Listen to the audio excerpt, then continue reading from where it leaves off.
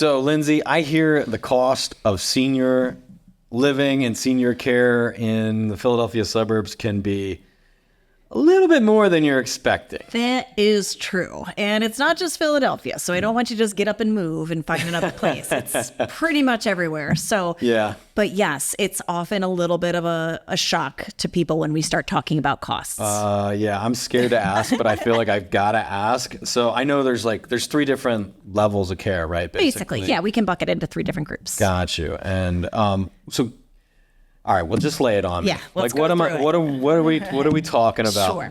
Well, so it really depends on the type of environment and amenities, and ultimately the size of residence that you have, just like a home, right? If Right, you how have a big's your house? studio apartment within one of these communities, that's going to be very different from a 4,000 square foot cottage. Does that exist? A 4,000 square foot senior living cottage? Yes. That's not a cottage. No, and people are downsizing to this, and I'm like, why are we doing this? This is an added step. We don't need this. That's kind of the anomaly. But so for the most part, so let's talk about those 3 different types of senior living. Okay. One is the continuing care retirement community. That is the CCRC. Okay. The CCRCs have a slightly different model in terms of pricing. Okay. The way it works is you have an upfront buy-in. And that is a one-time price that goes on with these communities. You're not purchasing anything. You're just... It's like your down payment. It's kind of like you're buying a long-term care policy. And I guess is a good way to describe it. Is that because, like, if you put that down, they're going to basically take care of you Exactly. until you're no longer with us? That's a yes and no, but let's stick with that because I think that's a nice way to think of it. Okay. In addition to that buy-in, there's also a monthly fee that goes on, and that covers your room, your utilities, your meals, things like that. So what would you say the range of these buy-ins? So the buy-ins. I'm dying to know. No, the sticker shock is unbelievable. So it could be anywhere from $100,000 on the low side up over $1 million. $1 million. In the Philadelphia suburbs, $1 million. Is that like the nicest place on the main line and like? Yes, all it that does kind of happen to be some of the nicer places on the main line. And the kicker is there's usually a very big wait list for those very large residences. People are paying. They're waiting in line to pay. They're waiting for the privilege to pay $1 million. Yes. That's unbelievable. It's unbelievable. So typically in the Philadelphia suburbs, the larger the residence that you're looking to downsize to, the longer the wait. The bigger, the longer.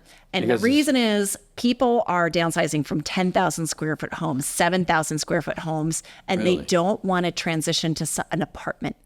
They want to still have this feeling like they are in a home, but yet they have services there. I see. So I don't know if I totally agree with that, but I can't yuck their yum. You know, if that's what they want to do, super. Hey, if you got $1 million. You got $1 million, you want to do it, go for it. But for the most part, I would say it's probably closer to $400,000, $300,000, maybe $500,000. And there's lots of different types of contracts that go on with those types of communities. I'm going to guess a lot of the times maybe someone's selling their home and getting the proceeds from selling their That's home exactly and then putting how it that goes. on the down payment. Okay. That's right. And now sometimes there might be something that's available right now and people say, well, I have all of my equity in my home, but I want to move on this. You know, this residence comes up and I need to jump on it now. There are bridge loans that can happen to help, you know, I guess, bridge that gap between the sale of the home that you would take over and paying the community to make sure that they get the residence that they want. Yeah, my mind went to like a line of credit, which I use as a real estate investor. Oh, yes. Okay. But like, So, okay, that same makes sense. process. So it's okay. So let's say on average, you're looking at $300,000, $400,000 as this down payment. And then monthly, what are you looking at monthly? So on top? monthly, you could be paying anywhere from $3,000 upwards of $8,000 a month. Wow. Okay. So $3,000 to $8,000. And it kind of, yes, like you might have a bigger upfront buy-in and a lower monthly payment, or maybe the buy-in itself isn't as large, but the monthly is higher. I see. And then there's always considerations for, you know, are you coming in as a a spouse or, you know, a partner, or is it by yourself? Because there's a second person fee that's on top of all of this as well. Wow. So huge range.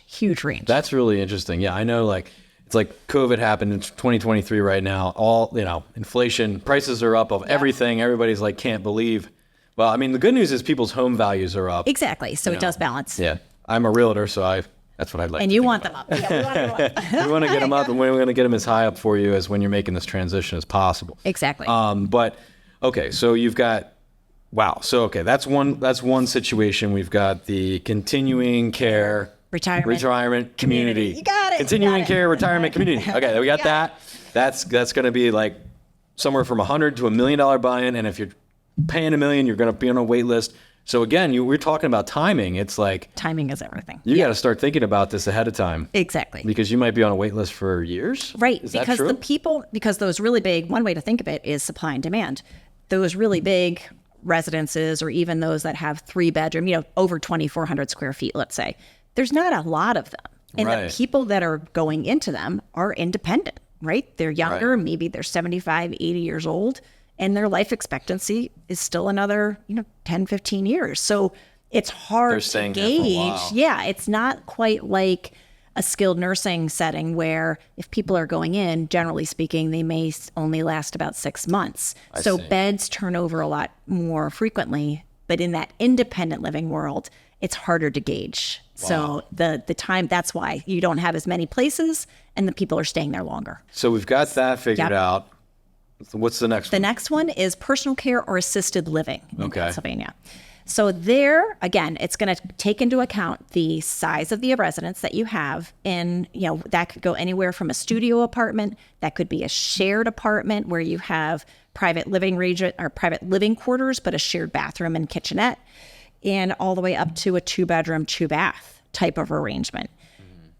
Again, you can pay anywhere from, on the low side, probably $3,000 to $4,000 a month, all the way up to $12,000 a month for some very large apartments with very high degree of care. Because not only is the apartment this one part of the component, you also have to worry about how much care someone needs. So if you don't need much care, it's less. It's less. You might not need any care, but you want all your meals included. You want your housekeeping done. Super. So you're living in this assisted living world without care. Perfect. But then you can age in place, and over time, maybe you do need help. And so that care part would increase. So they don't do like this big buy-in at the front. That's more just like, hey, we need assisted living and we're going to pay monthly. So you're not having to, so if you don't have that big giant down payment up front, that's correct. Then you can kind of, so if assisted living's a better option. If you skip the whole CCRC, because maybe you're in a 55 plus community, maybe you never go there because the wait lists are too long and you're just aging in place in your home. Perfect. You can go right to these other places that are just month-to-month rentals. And they have assisted living, independent living, memory care, all on site there. Oh, wow. Okay. And so those are places like Echo Lake in Malvern. It could be a Sunrise in Lafayette Hill. There's I think within the 30 miles around Philadelphia, we might have over 100 options. I'm always driving by Sunrise right there on 202 when I'm coming up into Westchester. That's right. I think we have 11 in There's the area. 11 Sunrises. Yeah. Wow. I guess they're popular. Everywhere. Awesome. And then I guess the last category, that's skilled nursing, is that true? So there's also memory care. So memory care is kind of a subset of that assisted living. That's usually a little bit higher because of the amount of care that's involved. Right. So that is probably going to range from $6,000 to $12,000 a month. Gotcha. And I know you said they kind of try to keep you contained. Right. And there you're not getting a 2-bedroom. Typically, there's not a 2-bedroom type of environment because they're usually private or shared studios because you don't need a lot of space. That's more dangerous actually for the person. I see. And so the last segment is skilled nursing. Okay. So in the Philadelphia suburbs, you are going to pay on average $13,000 to $15,000 a month. $13,000 to $15,000. Now, luckily, not everybody needs that. That's like the highest level of care. That's the highest level of care you can get. Wow, that's incredible. Incredible. You really need to save up a lot of money for this stage of life if if you're blessed enough to make it to that age. Yeah, exactly. Yeah. And I don't want to frighten because not everyone needs that highest level of care in Pennsylvania because our assisted living could handle such a high degree of care. Right. And then people ask about hospice. Hospice is an auxiliary service that can be added on at any stage, and that is paid through by Medicare. I see. So hospice is not you don't have to pay for that. So if you got no money or no resources or very little resources, what do you do? So if that's the case, you have two options available to you. If Okay. it's safe to stay in your home, there are home care companies that are out there that cover or that accept a waiver program.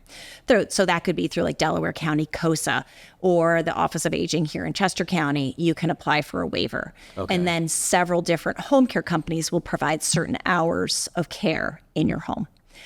If that's not, again, if you have multiple stairs or you don't have a bathroom on the ground floor, and you're appropriate to, and you need some real assistance, you could go to Medicaid approved nursing homes.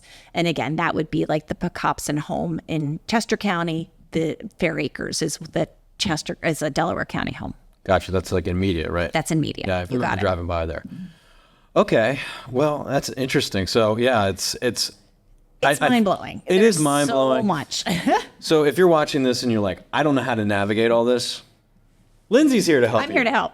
Yeah, you can't. It's too hard, and Yeah. every single one of these communities has different pricing and different structures. So we know that all. We've been in all of them. We know all their pricing. Let us help. Yeah, navigating that's, I know your service is free to help people with this. I'm a realtor on the real estate side, so it's like, okay, hey, I can help you sell that house for as high a price as possible by getting it fixed up, cleaned out, and have all the contractors and everyone come in to make sure everything goes smoothly You got on it. that side, and then you're coming in to help them transition to the next place on the other side. So it's kind of like this team that we have together that's really helping people Exactly. transition as smoothly as possible, as low stress as possible. That's the plan. Yep. That's awesome. You got enough going on, so let's take some of that stress off. All right. So our information is going to be down in the description below. So check it out. Don't be a stranger. Reach out to me. Reach out to Lindsay. We're here to help you. It's never too early to start figuring this out, because if you wait till you're in crisis, then it's a real mess, and there's waiting lists and there's other things like that. So just contact us now. Give us a That's call. the best move, and we're here to help. Yep, absolutely. Can't wait to Awesome. hear from you. Thank you.